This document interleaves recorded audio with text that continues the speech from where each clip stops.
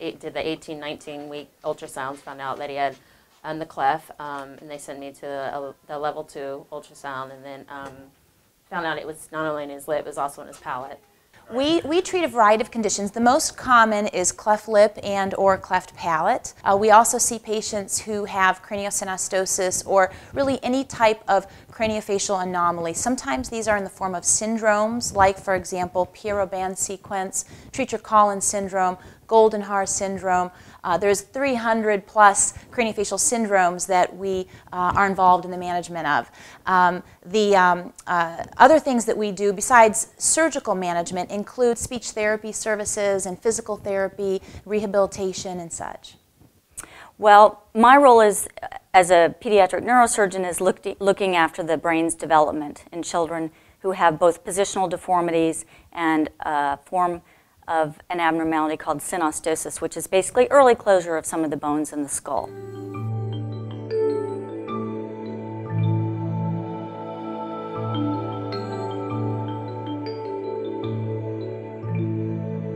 My name is Dr. Pat Ricalde.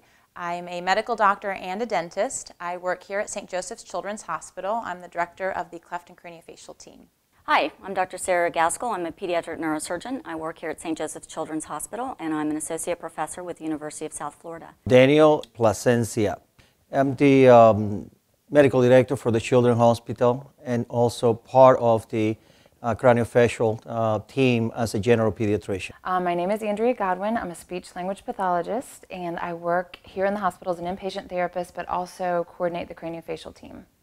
As a craniofacial team coordinator, I navigate patients through our system and help them to schedule appointments, meet with the team, and help them answer any questions that they have regarding the child's care.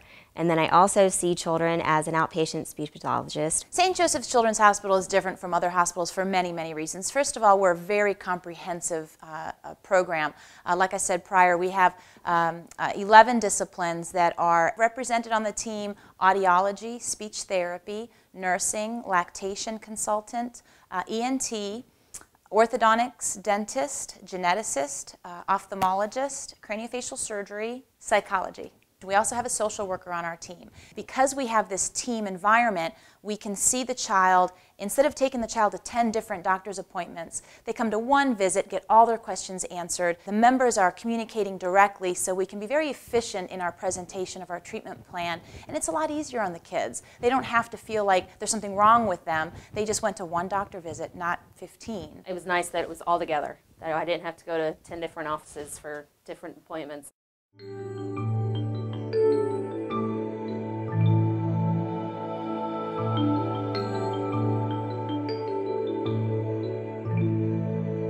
Of course, I had never dealt with it before or anything about it before. I knew what a cleft was, but not the details of it for sure. The first questions we always hear are, how is it going to be fixed and who's going to fix it? What happens is they come to us usually fearful, scared, they're nervous about what's to come. We spend a lot of time educating them and educating their parents. We are very pediatric oriented, so to try to make the whole experience less frightening. Well, when a child comes to our clinic, the first thing we have to determine is whether they have something that needs surgery, the early closure of the bones, or whether they just have a positional deformity, some flattening on the head because they've been laying on one side, which is very common in our society nowadays. We do prenatal counseling, so we meet with the family. The entire team tries to help kind of alleviate some of their fears of what's going to happen, what to expect, how to feed their baby, how we take care of them once they're discharged from the hospital, and it really seems to help. The role of the general pediatrician within the team is to answer some of the common questions that they may have about feeding and how the children are being fed, positioning. Sometimes the amount of the feed, sometimes is the weight that they're gaining in a regular basis. Are they or they're not? And our role is to answer those questions, enhancing whatever they have as general pediatrician, their private pediatrician.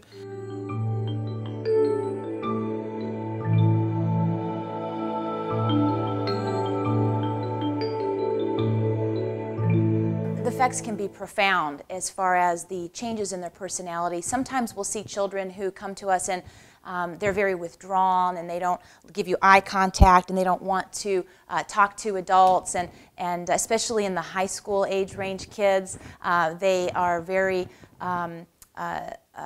just embarrassed and don't have good self-esteem.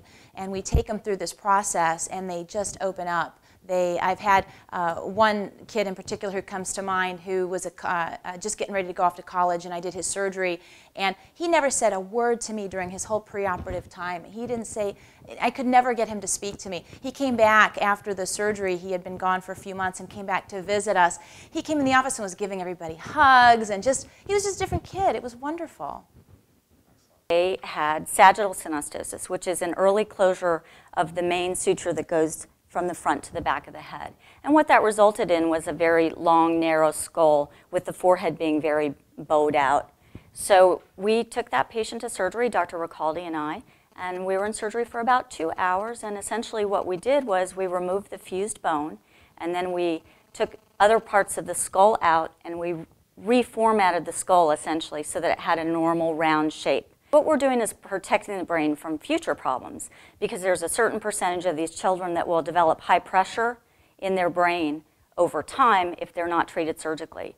So by doing the operation early, we usually will do the operation, depending on which bone is closed, somewhere between 3 and 8 months of age, so that as the child's brain develops, as it does so much in the first 2 years of life, it is protected. I love what I do. It's so much fun, and I always remember a patient that I saw a few years back that had just been discharged from the hospital, new mom, no other children. She was an RN herself, but she was very nervous about her child with his new diagnosis, unaware that he was going to have any issues. And I saw them the day they were discharged from the hospital. I think they walked out of the hospital and walked into my office, and I helped them to teach him how to feed and help mom get kind of on track to know that things were going to be okay. A very, very fearful mother, mostly. She needed a lot of communication. We did a lot of emailing. We met with them with the team various times. We talked on the phone a lot, put her in touch with families, and everything turned out just fine, of course, and he's doing very well now. A cute little boy. He's had his lip repaired and everything, and she is now one of those parent advocates that is, willing to give her number out. She's glad to talk to other families. She just really powered through all of those fears and did a wonderful job. Her little boy is doing very well, and she's a great advocate for our team and for other patients. I have such a passion for this. I absolutely love what I do. Sometimes it's embarrassing that I get paid for doing this. It's so much fun. I'm driven by the response from the families. I'm driven by the response from the kids, and it's just so worthwhile.